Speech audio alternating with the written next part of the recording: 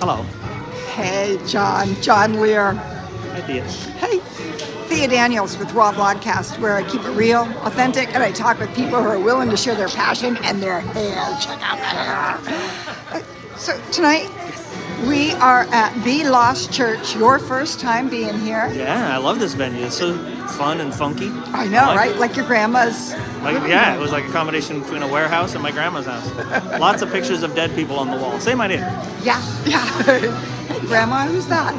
So he just got done being up on stage at the once a month, maybe every once in a while, twice a month, comedy and once improv. A month. Once a month here on the first Thursday of the month, and then they're doing second Thursdays at the Lost Church in San Francisco. So there's a Lost Church in San Francisco you could also check out. They also do all the same kind of music stuff and comedy and all that. Yeah, so it's kind of like going in your own backyard. Yeah, anywhere you want to go. Yeah, that's right. Sure. It's a great little venue, non-profit. Sweet. Nice. So I know this guy way back when. We did That's true, yeah. Toastmasters Know each other a while together. now, huh? Yeah, and he'd get up there and wow the club at club level, and now he's up at stage level doing all sorts of mischief making, shall we say. Yeah, telling just fun little stories and lies to people. Because I was in advertising for years, so it's nice to get closer to the truth now by telling lies on stage. It's the same thing, really. Oh, I like that. Getting closer to the truth, telling lies. Where did you work in advertising? Oh, I was in the mortgage industry. I was an AVP of marketing. I was at Redwood Credit Union. So now I just do this and do graphic design from home. But this has become my real passion for the past 7 years. Okay, so how did you figure that out? Because getting up on stage in front of people and then trying to make them laugh, that's no easy thing. No, well, I've never been nervous about being on stage. That part's always been fine.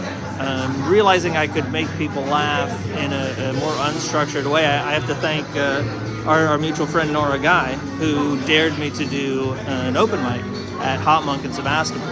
And we both did it, and I did it moderately better than she did, and I stuck with it. And now I run the room there for the comedy open mic. And when do they have that?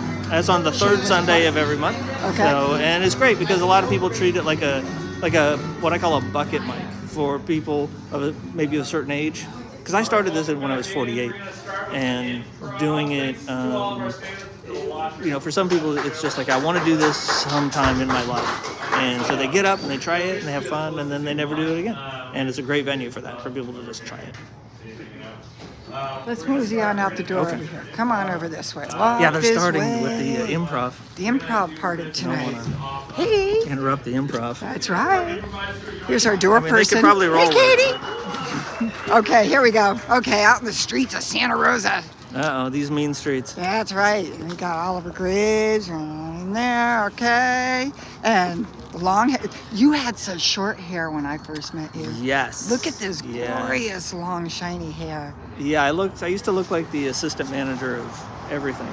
And now I look like, Gorgeous. it's a fun look. I don't know. Simply It's gorgeous. just- this was all I did during COVID. I grew this. And comedy. And comedy, but during COVID it was hard because we were stuck at home and I was trying to do like Zoom shows and things like that, and then we were doing outdoor shows.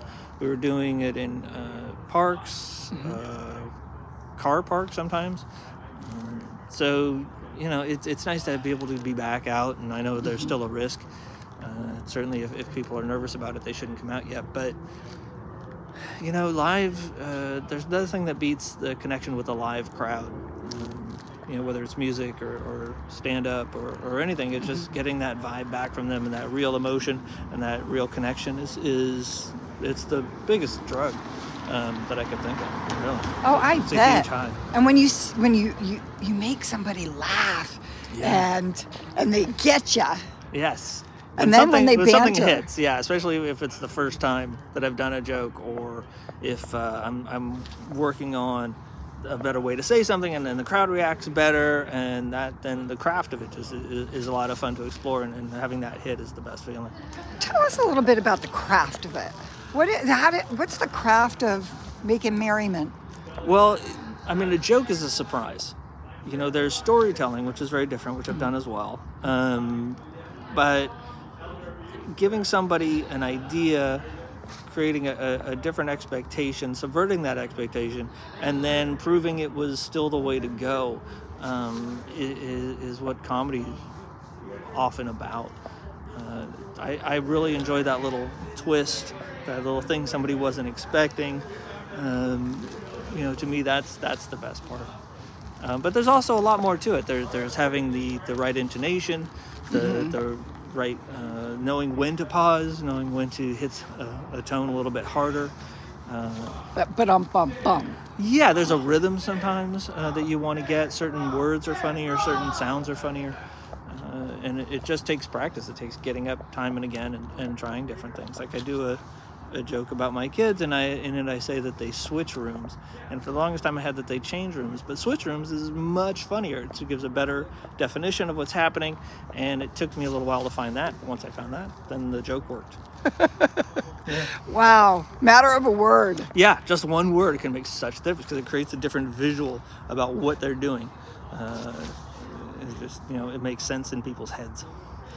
Tell us the secret of making 32 years in love with the same person. We're married 32 years. It's not always in love. We're in love, but it's also work. I think that's the thing that people don't get is how much work is involved with talking to each other, setting aside time to go do things, to get away from the stressors of life. Supporting each other's dreams was huge. I put her through school, and then she became a lawyer, and she's been behind me doing this, so... And being a long-haired weirdo comedy freak. Yes.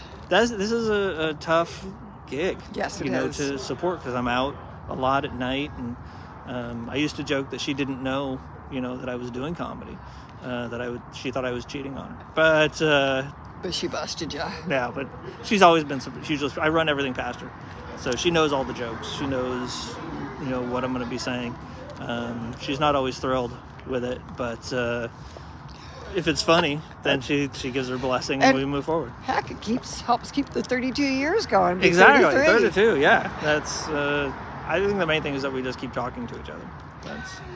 Share a fun story. Or some kind of story, something that stands out about you getting into doing this crazy thing called comedy.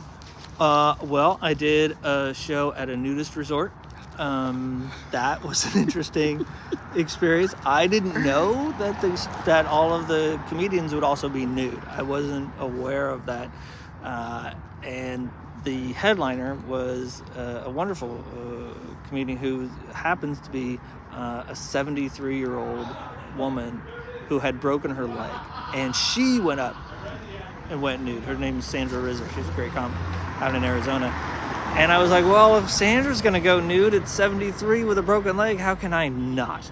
So I was nude. They were nude. It was, the joke, I think I was like, this will just be barely funny. And it went fine. That was the bare naked truth, It was, yeah. Oh, wow. And you can't really tell on this, but I am very pale. Like I don't tan. I don't even beige. It's just stark white. So I felt bad that here's all these people who tan all the time, right? They're always naked. And here I am, just this pale, white, needed glasses to watch you. Yeah, I felt bad. Like I wanted to pass out sunglasses to everybody. Like I'm really sorry, everybody. I should have laid out for a bit before doing this show, but yeah, that was one of my more memorable. That's a great story. So how can we follow you and find out where you're playing? On all the socials, look for Jon Lehre. Last name is Lehre. Check out jonlehre.com, JONLEHRE.com/words. We'll get you right to my calendar. Okay. And also a few clips that I've put up there. Fabulous. And don't forget Hot Monk on the third Sunday of every month. And that's Santa Rosa. Sebastopol. Sebastopol. West County. West County Hot Monk. Yeah, it's great. People come and they have a great time, and people get it up for their first time, third time. We get people who've been doing comedy for 20 years and come up and do a set. People travel from Sacramento to come do this open mic. So it's very popular and a lot of fun for everyone. All right. Well, Thank you so much. Well, thank you, Steve. Any words to future comics that you want to share? Yeah, don't do it. It's a bad idea. I need the gigs and I don't need the competition. So if it's been a dream of yours, do it in a different state. Find That's what I'm another thinking. dream. Yeah, Oh, find okay, something different else. state. Yeah, okay. Yeah. Did a show with a 14-year-old and I'm just depressed that he's going to be on Netflix before I die. And I'm not. So I'm just bitter. I'm just bitter now. Start early. If you haven't started yet, start tomorrow. Okay. Thank you. Good words to live by. Start tomorrow. Yeah. All right. Thanks so much, Jon. Thank you, Thea. Cheers.